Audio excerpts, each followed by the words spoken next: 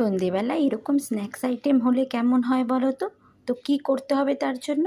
প্রথমে চিকেনগুলো একটু ভালো করে ধুয়ে নিলাম, তাতে টক দই, আদা কাঁচা লঙ্কা বাটা, পরিমাণ মতো নুন আর একটু গোলমরিচের গুঁড়ো দিয়ে ভালো করে চিকেনগুলোকে মেরিনেট করে রেখে দিলাম। এবার 2-3 ঘন্টার জন্য রেস্টে রেখে দিন। আমি কিন্তু সারা দুপুরই রেখেছিলাম।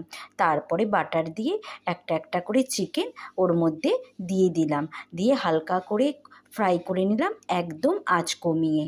এবার যখন বাদামি বাদামি হয়ে আসবে চিকেনগুলো, তখন একটা প্লেটের মধ্যে চিকেনগুলোকে তুলে নিতে হবে।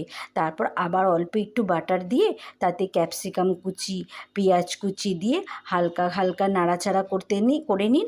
আর তারপরে ওর মধ্যে আদা রসুন কুচি, সস, একটু সয়া সস আর একটু চিলি ফ্লেক্স দিয়ে আবার একটু নাড়াচাড়া করে নাও। ব্যাস, হয়েই গেল।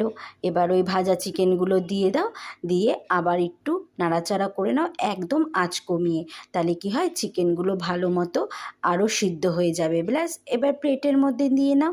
হয়ে গেল না সুন্দর একটা চিকেনের আইটেম, স্ন্যাক্স সন্ধেবেলার জন্য? কেমন হলো তাহলে?